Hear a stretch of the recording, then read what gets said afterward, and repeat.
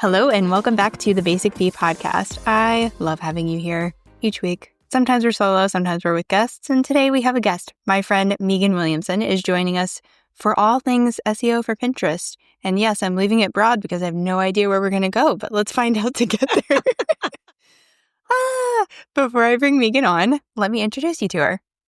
Meagan is a seasoned Pinterest marketing expert dedicated to helping businesses grow their audience through strategic social search methods. With a passion for empowering entrepreneurs, she specializes in using Pinterest to drive visibility and sustainable growth. Hello, my friend.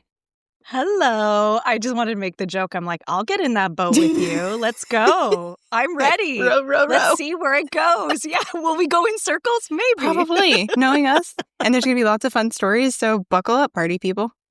I am so grateful because I had you come into my group coaching program last year, and you shared so much about Pinterest and SEO with us that I was like, Meagan, can we have the same or similar conversation on my podcast? Right? It's so complimentary. It's like a no-brainer. Yeah. So I'm really grateful.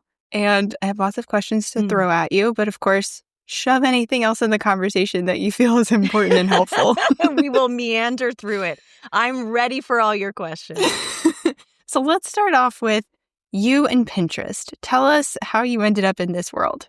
Yeah, I'm such an accidental entrepreneur. So by training and all my life, I wanted to work with children. I ended up in first clinical psychology, then child psychology, then meandered into neuroscience, and finally landed on school psychology. So I did that work for 10 years. I went to graduate school for that. I loved that work. But there was a small sort of like detour in my life where I was dating someone who wasn't from Canada. So I'm a Canadian, and we did lots of long distance. And of course, it came to a fork in the road where I had to leave Canada, left my job in school psychology. And first I lived in Edinburgh, and then we lived in Belfast, Northern Ireland. And around that time, blogging became more accessible. So it was like a dinosaur age of the internet where we didn't really have a lot of social media, right? And it was even when Facebook was only available to you if you had a university or college email. Do you remember that? I do. I have a fun story because I was in high school, but I was in high school on a college campus, so I got to join early. Yeah, look found at a loophole. Look at you, loophole. And I remember I was at McGill doing my master's, and my younger, hipper roommate, she was like, have you heard about this thing, Facebook? And I was like, no, what is it? Anyways, I remember signing up for it sort of reluctantly, and it was all about sort of the people you knew. And it was around that time where I started reading blogs. And well, I read them before that, but like on my lunch hour, like I worked at a children's hospital, we would read like gossip mags. And I don't know if you remember Fug Girls, but I'd read Fug Girls. And it would be like I'd read about like DIY projects, that sort of thing. And so a few years later, I moved to Scotland, and my friends all wanted a way to like keep up with what I was up to. So I started first a travel blog that was sort of like where we went, what I did. But then when I moved to Belfast, it was like the honeymoon period was over. And I was just really bored, like as somebody who had always done a lot. I went from working a full-time job, having my own money. I burned through all my money in the first 2 months, like traveling to Italy and having nice dinners out. And then the harsh reality of being someone who was, you know, although I had my passport, I was an immigrant in the country, and I had a really hard time securing a job. Nobody wanted to hire me. So to fill my brain with busy work, I started blogging. And that is when I discovered like Pinterest was brand new, and some of my favorite bloggers were talking about it, that they really loved it. So I got a beta invite when I was just like a budding blogger, and kind of the rest was history. Within a year and a half, I had over 100,000 followers on Pinterest. Their algorithm, the way it used to be, was that your profile would be recommended in the feed. So I was sort of like, how I describe it to people who are kind of like, don't remember the old Pinterest is like, I became like a tastemaker. Like I would recommend and curate stuff that I just found beautiful and inspiring while also sharing my own blog content. And I went viral overnight. Like I went from like, you know, having a few hundred blog readers to like 15,000 in one day. And I was like, this is wild. And literally the rest was history. Like that is the beginning of my Pinterest story. So I actually had a blog way back when I started following photographers, especially following like wedding photographers, because they would tell you like about the couple and how they met and their journey and da-da-da. And so you got the story, plus you got the beautiful pictures. Love that. I know. So then fast forward, I was like, I want to do photography. Signed up for a class. It was canceled. I still had this fancy camera and I was like, what do I do with it? So in order to get myself to do something, I started a blog and I was like, every day, whether it's the fancy camera or my phone, I'm posting a picture and a little bit about my day. I love that. I don't even think I knew of Pinterest at the time. And that was 2011. So yeah, well, it's right after that, I think, right? That's in and around when Pinterest came out. And then it was within a few years that it started sort of gaining momentum as a different platform to promote your blog. I love that, though. I feel like a lot of us who started out really early, and I feel like that's probably why you and I get along so well. There are certain people, and I'm not to say like people who didn't come from this world, you're allowed in the club too, but there's a group of us who like back then we did things because we had a personal passion or interest. So it was like that's what drove the curiosity and the interest. And then we naturally evolved our skills from like, oh, we love this, maybe we're good at it. And then it became strategic and we saw social media, we saw blogging, we saw SEO evolve. And I think that there's so much that we can learn. Actually, Gemma Bonham Carter and I was on her podcast, and her and I have a similar story. Like we were DIY and decor bloggers. We met at a Canadian blogging event. And it was back when like we were both blogging, working with brands, learning about monetization. And it sort of like really taught the power of like investing in long format content, growing a more sustainable model. Like what you'll notice is there's this divide of like new creators and old creators. New creators, and again, I'm not trying to diss it, it's just different, will be like, they'll get on Instagram, grow a really big Instagram account, and then they're like, oh shoot, like I haven't grown an email list, I don't have a website. Like what's SEO? Whereas like old school bloggers who have been doing it since the early days, their blog or website is their home. And then because they emerged at a time where you had your website and blog first, then you were like, wait, how am I going to get people to find my amazing blog content so I can, you know, make more money and it's monetized? It was like, I think there's just like a perspective that's a little bit different in that you really invest all your best resources into your website. And then we see Instagram, Pinterest, YouTube, it doesn't matter, Threads, whatever. We see these all as places to bring people back to the thing that we own or that we have the most ownership over. And I think I've noticed, like, I see newer creators reverse engineering and they're kind of like, oh, shoot, like, what do I do? Or what if TikTok disappears? Or what if this disappears? Whereas that mindset of like owning your best assets, a lot of us who were early, like we saw things emerge. So we just approach content marketing in I think, a very different way. Yeah, I couldn't agree more. And same thing for business owners where they're like, oh, I'm being told I should be on something like Instagram. Let me go do that, put all my eggs in that basket. Yeah. Just like what you said. Oh, no, I need to have a website. And then they start scrambling. So it is this very like different approach, strategy first or strategy kind of after, which is really interesting.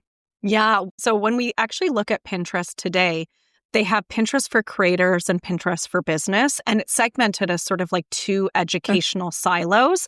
But what I always say is business owners should be looking at the creator resources and the creators should be looking at the business resources, because I think that they're really beneficial to both. Like I was chatting with someone a while ago who also got into blogging very early. And I said, like, do you have any regrets? And she said, well, my only regret is I wish, like, as somebody who naturally is good at content marketing, is that I kind of figured out the strategy and the product side of things earlier in my business. And then I think business owners, they're almost too obsessed with the product that they forget to market their businesses, or that it's not intuitive for them. So we can learn a lot from creators about how they storytell, how they weave in discoverability, how they create a community. And then I think creators and bloggers can take a lot from business owners with understanding, like, this is my customer journey. This is how people can learn about what I do. And there's like so much we can learn from each other. Yeah, I didn't even realize that there are two camps of, creators and then business content. Because, of course, Brittany hasn't paid the most attention to her Pinterest. However, it's a goal. I have learned that scaling back and really mastering one channel at a time is really the way to go. And when I do Pinterest, I want to invest time in it. Sure. And do it the right way. Well, it's so complementary to your own expertise and what you're doing. It just does take a little bit of adjustment. And let me cut you free of that. I don't want any business owner to feel guilty. I think the thing is that there's a lot of shoulds in running an online business. And for me, I just see it as complementary. So when you have the headspace, when you have the time, we all have that list of I should be sending another email. I should be, doing some new SEO research. I should be creating Pinterest pins, but those don't really help us in moving forward and growing. That is very true. Thank you for that permission slip for all of us, including myself. Oh my gosh, there are a lot of shoulds. All right, let's go down that street though, shall we? Of when someone is either I want to reignite my Pinterest account or I'm ready to jump on Pinterest. What's maybe a good first step for a business owner? So I really have had a lot of shift of I think maybe it's a little bit of my neurodiversity in that I'm it should be done this way. What I will say is each of us is different. Each of us is probably already creating content for our businesses. And we know if you've been in business, even for just a few months, you probably have had some things do better than others. So what I like to do is make this as easy as possible. And what I would suggest to people before you invest, before you go guns blazing, is actually just look at your best performing content, whether it's blog post, whether it's short form video, long form video, so YouTube or Reels or TikTok, or if you're more information based, it could even be you've had success on LinkedIn or Threads, and look at your content that's done well. And I always call it repurpose with purpose to Pinterest. So start with the easy stuff, right? I will try out something new somewhere where there's not as much friction for me to create that content so I can do it quickly. It doesn't require hours of preparation. I'll put it out there. And if it does well, then I'll be okay, where else can I take this where I can create discoverability and the concept works? I always call it's seeding an idea.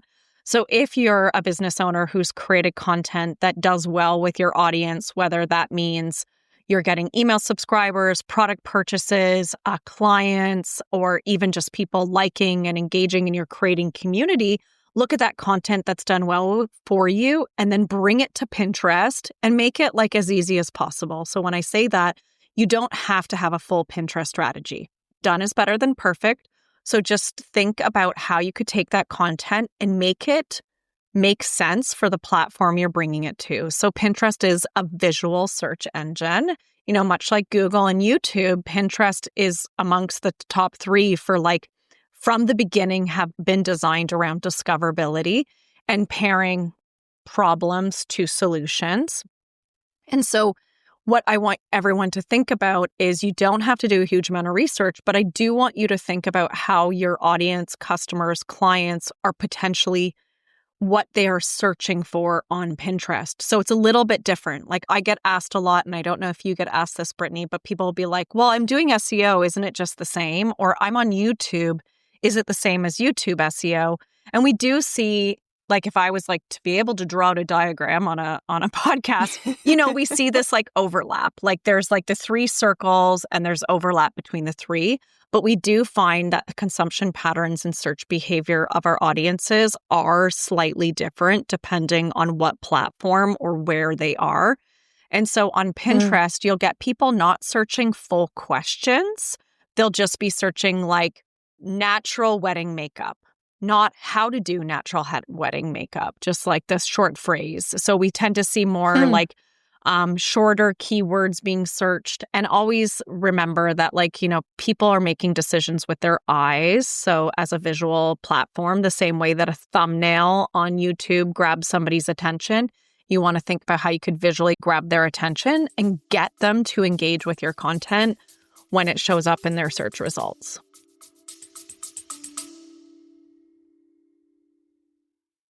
Hey, fellow podcaster, I see you out here wanting to do more with SEO, but not even knowing where to begin or what to do. Oh, and yeah, there are loads of episodes you know you should be blogging about, but like, how? I saw so many conversations just like this happening around me. And one day I just thought, I'm a podcaster. I'm an SEO show notes writer. I should make a resource. So I did. And now you can grab the SEO podcast show note and blog post templates. You get everything you need to go from podcast idea to SEO optimized podcast show note to SEOified blog post, which means you've got 2 long-form content pieces out here marketing for you 24/7. I even included video training so you know exactly what goes where and how to incorporate SEO for your podcast ASAP. Click the link in the show notes and grab your templates today. I like that. That's a really good point. And I love the idea of see what's working well and then repurpose with purpose. I love that phrase. Yeah, that came straight from a Pinterest employee. Oh. I was interviewing a Pinterest employee I hosted a big Pinterest summit in 2020, and I interviewed 2 Pinterest employees, and one of them said, we understand that most creators or business owners aren't going to be creating just for Pinterest. And it's this idea that we're repurposing, but we're thinking about where we're taking things. And I feel like I've always embodied that in my own business, and I'd really teach the folks who are in my world. It's the omnipresence versus omni-channel debate, right? Mm-hmm. And we've all seen a brand do that, right? They create one idea and they spray it in the exact same format, words, picture, whether it makes sense or not for the platform. And then it's like weird and doesn't make sense for all the locations because that it was created with one platform in mind. I once saw a coach, I think it was one of my first online beefs on Threads, where a coach was like, why wouldn't you auto-publish to all the platforms? I got my client an extra 1,000 views, and I was like, but what if they took 1 minute and optimized for the place it was going? They could have 100,000 times the views or engagement or the right type of engagement. And they were just like, I don't agree with you. That's a waste of time. And I was just like, okay, well, that it is what it is. If that's what you think, I don't agree. I'm with you on that debate if it counts for anything. I am curious though, you kind of touched on this. Keyword research for Pinterest. Are we doing this on Google? Are we doing this within Pinterest? What are your hot tips for this? I think that SEO again, there's overlap when you're doing I call them traditional search engine research, but I would recommend if you are putting that content or promoting something on Pinterest, do your keyword research on Pinterest. It's free. It's very, very simple. And there's different tiers of research you can do. One very simple one is just jumping into the search bar, adding in, whatever the root word is. And it might be the same root word that you were looking for your blog content or your website. But then what Pinterest is going to do is literally guide you through the different ways of making it longer or long tail keywords and add adjectives, right? So oftentimes the way that people are searching on Pinterest, and Pinterest has designed their algorithm to help you refine your search results. So if you're looking for maybe a summer road trip tips, just think about that. It's going to be very different if it's a girl's summer trip, if it's across the US, if it's with kids. There's all these different lenses and perspectives of what a summer road trip might mean to you depending on your stage of life. And so Pinterest will literally let you know what the top searched phrases are related to road trip or weddings. Just think about weddings, right? Yeah, there's a summer wedding, but is it boho? Is it outdoor, indoor? Is it maybe black tie? Is it casual? Is it a farm wedding? There's a garden wedding. There are so many different ways, and really that can be guided by the keywords that you're adding. And so what I like to encourage people to do is to always spend time, and again, it's free, jump onto Pinterest, do your keyword research for Pinterest on Pinterest. They also have a tool that's called Pinterest Trends. It also allows you to do free research. And if you're more advanced, and you're already using Pinterest, you really like it, you can also set up a mock Pinterest ads campaign to get an idea of search volume. I know that a lot of SEO folks are it can be a little bit annoying because there isn't as much data readily available for us. If you are more advanced and have an advanced understanding or foothold in your SEO strategy, So Pinterest tends to be a little bit more vague. And I'll never forget, I once did a consult with head of SEO for a SaaS company. And they were like, what do you mean we can't? It's not the same as like we can't get all the search volume and, all this rich data, and it's just not available. I will also give the heads up, and people don't talk about this, but if you're using ChatGPT does not gather. Like, please don't use ChatGPT for Pinterest keyword research. If it does give you anything, and of course it will help you, but it's pulling from Google. It's not pulling from Pinterest. So is it better than not doing any research?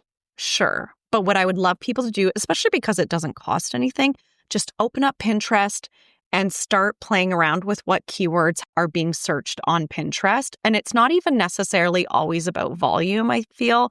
People can become really obsessed with volume, I think, because they feel that empowers, like, well, I'm not going to use that word because it doesn't have as much search volume. But like, that can be an argument for why you should be using that, especially if it's part of your differentiation or what makes your product, service, or content unique. Exactly.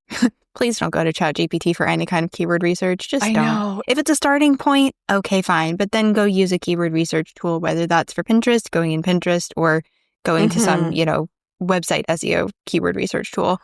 Well, I think too, like when you don't know any different, especially if you're a beginner, what I worry about is there should be this like caution. Yeah. Like this is AI and people are overconfident in the output. And I think if you don't have the ability, so my father-in-law used to work for IBM. And when AI was really emerging, he was like, I really worry about people who are beginners, because they don't have the critical thinking experience or the subject matter expertise to understand and scrutinize the output. So when ChatGPT or Claude or any AI tool, if I'm using it to help me complete something, like right away, I'm like, that's not true or that's made up. And I have in the past month or so, it has completely hallucinated answers for things like, look at this document, read this document, and extract these ideas.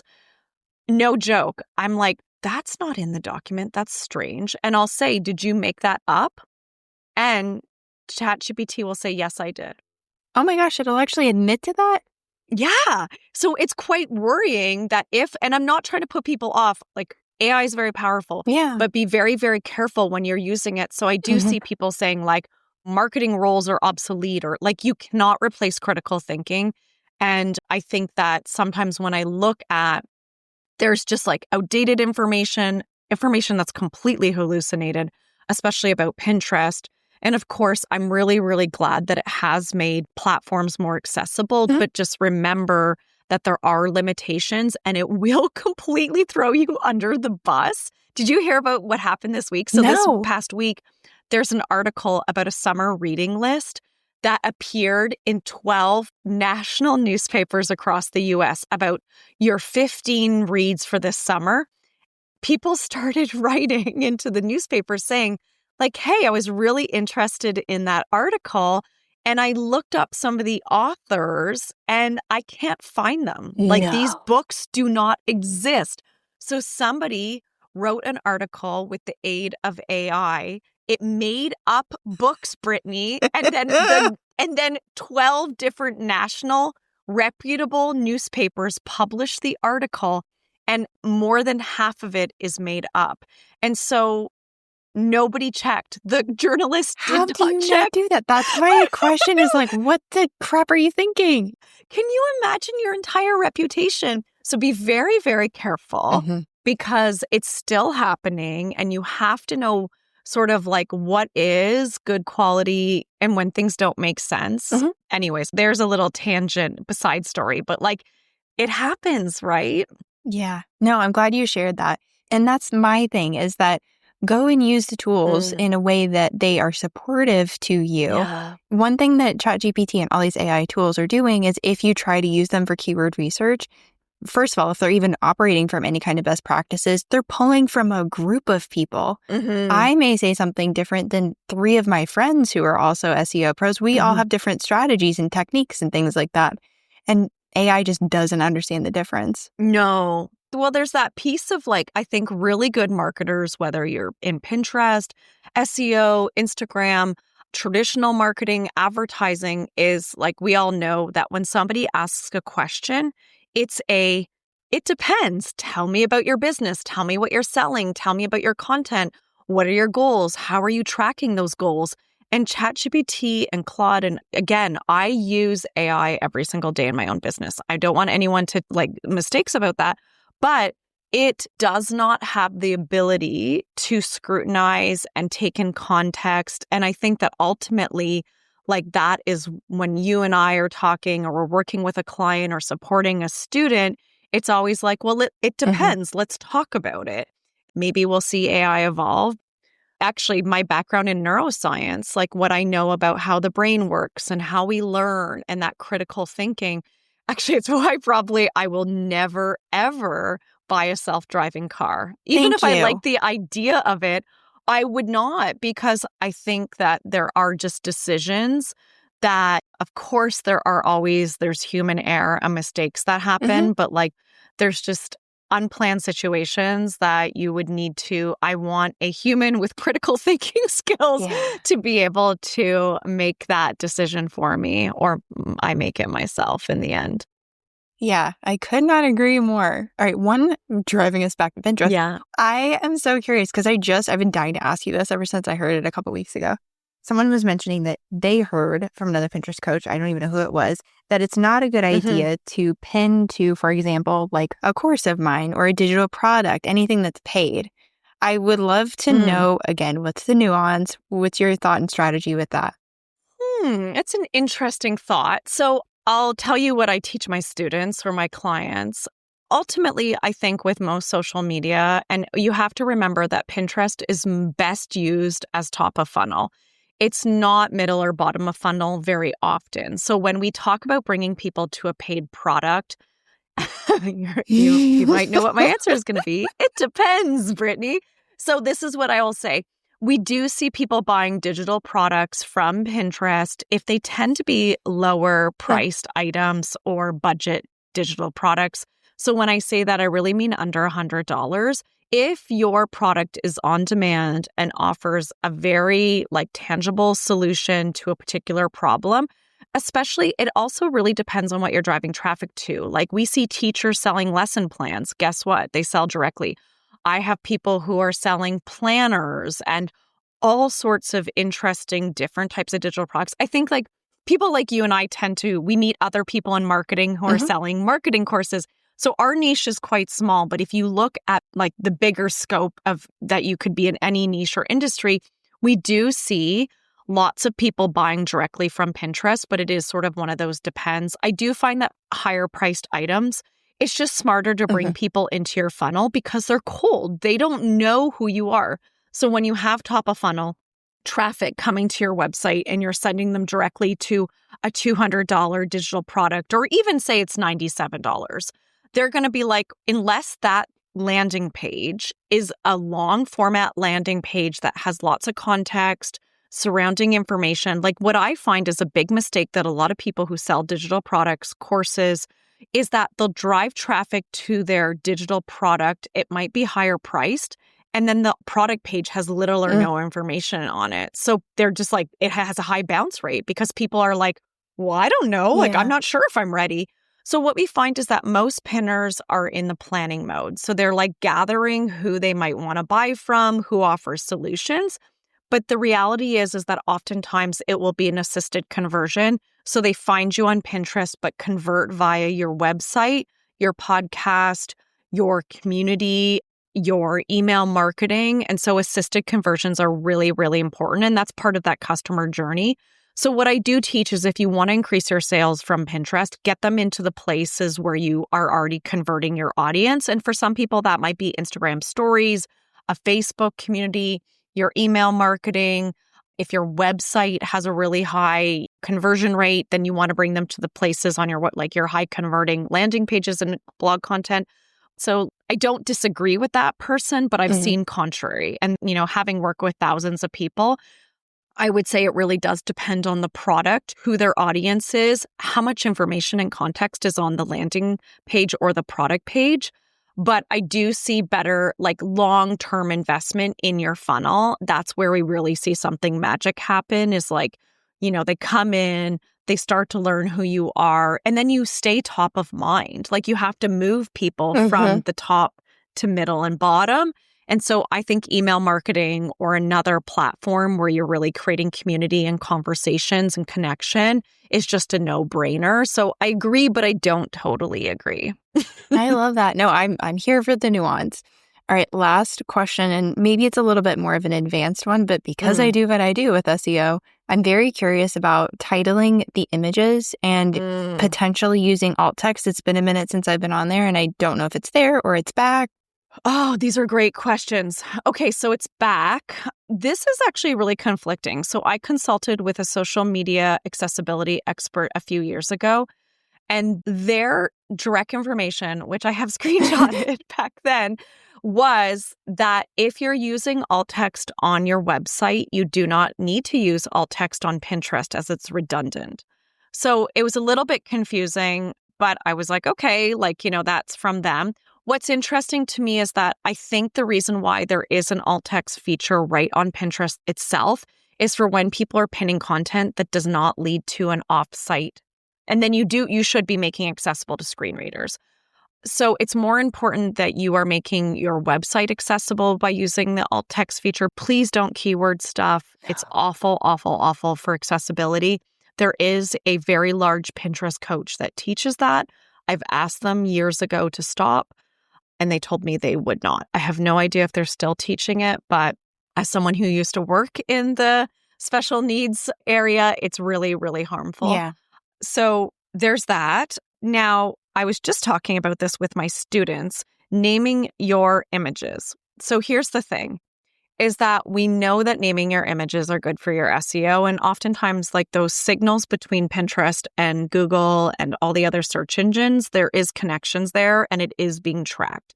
So what I would say is I recommend naming your images because it's just going to be good for your SEO as well. We cannot get a straight answer from Pinterest, but we do believe what will happen is if you name your images or video and you upload those images to Pinterest, they will surface on Google search results in image and short form video. Great. I love hearing that. To add like a caveat or an asterisk to that, I'm imagining that we would want to use the Pinterest keywords that we found to name the titles of the images that we're going to use on Pinterest. Would that be right? Yes, although I feel like adding in that layer of friction. So like I tend to use Google SEO-based keywords for my images because that's what I'm doing for my website. And I feel like adding in one more thing to do sometimes prevents people from just getting active on Pinterest. And also, I want my Pinterest pins to surface in Google search results, which I've successfully done recently, as well as short form video. That's part of the social search signals that I'm really, really interested in. And Pinterest is just really, like, for lack of a better term, easy. Like, it's like low hanging fruit to be able to send those signals. And it always has. So back in the day when I ran a Pinterest agency, I used to get a lot of heavy hitting bloggers, like literally who made their full-time income from their website traffic. These are people making $500,000, $600,000, up to $1 million as bloggers. Wow. And the reason why they would hire me, so always when I onboarded a Pinterest client, I'd be like, what are your goals? And, product-based businesses would always be like, I want to sell, I want email signups, we want to create another audience. Full-time bloggers, and this has always been true historically, is they want saves. And it's because we've always known that saves is the metric that pings to Google. And what we would see if you could get something to go viral on Pinterest and have a high volume of saves, your Google rank literally within 24 hours skyrocket as well. Wow. So we could get people ranking on Google by sending those signals. And I think in 2025, this is like more important than ever because of all the shifts that have happened with the helpful content update, which, I know different people have different opinions on. But it's like, here, we got to do something about it. What are you going to do? And so like good content is good content, but also like thinking about how things are creating authority and relevance in search across the platforms is just like investing in yourself. And I've been quietly playing with it for a year and a half, and I've seen the benefits. So I think a lot of people don't necessarily want to be doing TikTok or Instagram anymore. And so, but then it's like, well, how are you going to create those signals if you're not using those platforms that are now surfacing in Google search results? And Pinterest is the easy answer, especially if you're already invested in blogging and SEO. I love hearing that. You've given us so much to chew on, which I knew you would. And that's one reason why I wanted to have you come on, because like every second is just so valuable with you. Now tell us, where can people go now that you've got us like all the wheels are spinning with Pinterest? Yeah, if you want to learn about Pinterest or growth marketing or search signals and all that good stuff, it's funny because it's like, I feel like when people are like, what do you do? I'm like, well, I do a lot of things. I feel like I've been doing it so long, but I do love talking about Pinterest and, growth marketing and growing businesses. But if you want to learn more about that, you can head to my website, so meaganwilliamson.com. And my email list is the very best place to learn from me. So that's often where I share, weekly emails about different tips and tutorials and strategies. My thoughts about things that are happening in marketing, but then that's also where I'll share like different ways that you can like strengthen your strategy using paid products and free things that I run. And I have lots of cool things coming out that are a little bit different over the next little while. So yeah, I'd love if people want to learn more, just like, or come say hi to me on Threads or Instagram. I'm kind of a little bit everywhere. I dropped the term omnipresence marketing, and truly, like I double dip on all my content. That is just because, again, I used to work in the world of like people who have different learning needs. So like for me, it's really important, like whether it's audio or video, or you love to read, or you like social, I try to make sure that my content and learning is accessible. I've had friends that I've worked with, and one of them, actually, the reason that I even learned about titling images properly is because she had me on the phone. And she was a blind web developer. And I love this woman because I'm like, I don't know how you do this job. This is incredible. So she's like, listen to her screen reader read my website. Yeah. Images weren't titled. Things didn't have alt text. I was like, that's confusing as crap. Yes. I am so sorry. So I will never make that mistake again. But it's also like what you said at the beginning, moving forward with best practices and just doing your best, like one day at a time. Well, you know what, though? Your story is an important one, because I think once you have met somebody or you're related to or know somebody who depends on that feature to be able to access the internet, it completely changes how you show up, because you're like, if you do it where it's like you're kind of hacking something or using something that was meant for someone else, like I always talk about ramps into a shop or into a bank, those are really good for all of us. Or like automatic doors. Like we're so used to automatic doors, but there are people who are in mobility devices or have different needs, and they can't literally go into the bank unless those are there. I think that sometimes people don't realize that they're actually making the internet inaccessible to somebody. And once you've met somebody, you will constantly think about them and change what you do and use things the way they were meant to, so that they can access your website or your social media too. Yeah, I love that. And I really love the tip that you shared about making images accessible. If you're sending people to your website, just make sure at least your website images are optimized. If you're keeping them only on Pinterest and there's no real page that they're going to, optimize that image. That was my big takeaway, I would say.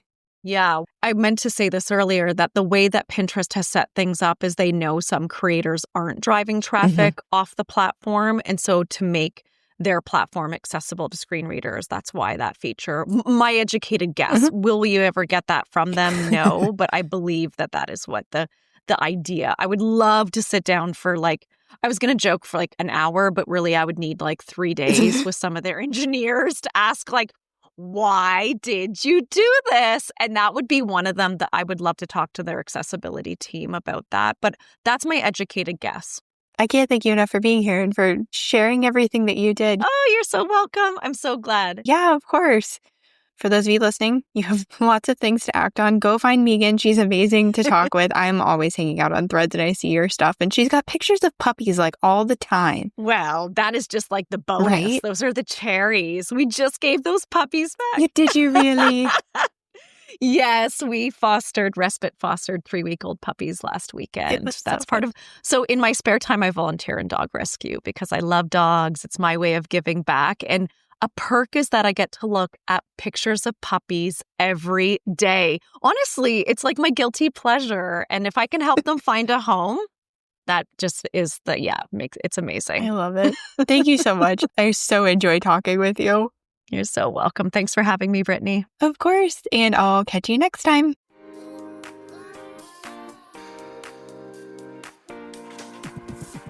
You've heard me talk about it, but how exactly does social proof support SEO? Well, your clients are kind of freaking brilliant because when they share what it's like to work with you or what they were able to achieve or accomplish with your help, they use words that other people are searching for. For real, they'll say things like, I walk away with practical tips to apply SEO to my own business, or all online business owners need to know about your SEO course, or Brittany helps me understand SEO in a real and tangible way. You know what's coming next, right? I need your help to get the Basic Bee podcast reaching more of the right ear holes. When you follow, rate, review, and share the show, that helps me help more entrepreneurs discover and lean into the magic of SEO.